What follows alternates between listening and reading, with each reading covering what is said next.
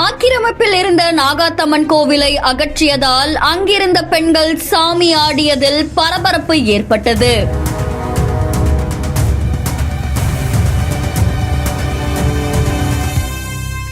ஆக்கிரமிப்பு நிலத்தை மீட்க அதிகாரிகளுடன் வந்து குவிந்த நூற்றுக்கணக்கான பாதுகாப்பு போலீசார்.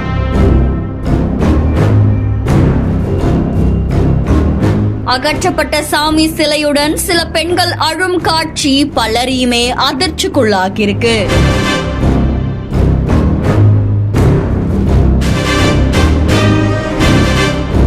சென்னை மதுரவாயில் பகுதியில நாகாத்தம்மன் கோவில் ஒண்ணு சாலையோரமா அமர்ந்திருக்கு.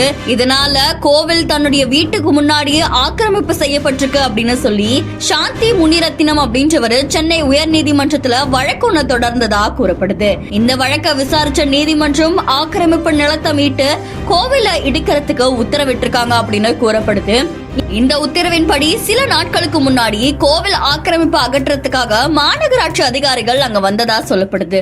கோவிலை இடிக்கும் போது அங்கிருந்த பகுதி மக்களும் பக்தர்களும் கடும் எதிர்ப்பை தெரிவிச்சிருக்காங்கன்னு சொல்லப்படுது.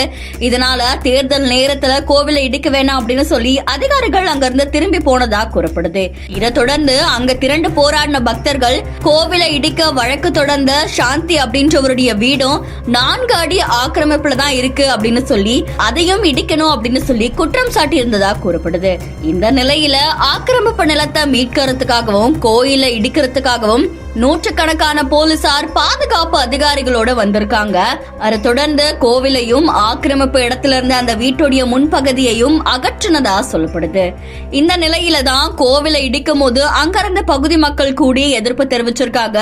இதுல சில பக்தர்கள் பரவசத்தோட சுவாமி ஆடினதாவும் சொல்லப்படுது. இதை தொடர்ந்து அந்த பகுதியில பரபரப்பான சூழ்நிலை ஒண்ணு ஏற்பட்டிருக்கு. அது மட்டும் இல்லாம சாமி சிலையோட சில பெண்கள் அழும் காட்சிகளும் பரபரப்பான நிலையை ஏற்படுத்தியிருக்கு. இந்த காட்சி தொடர்பான உங்களுடைய கருத்துக்களை நம்மளுடைய பிஹைண்ட் நியூஸ்ல பதிவு செய்யுங்க. தொடர்ந்து பல செய்திகளுக்கு ஃபாலோ பண்ணுங்க.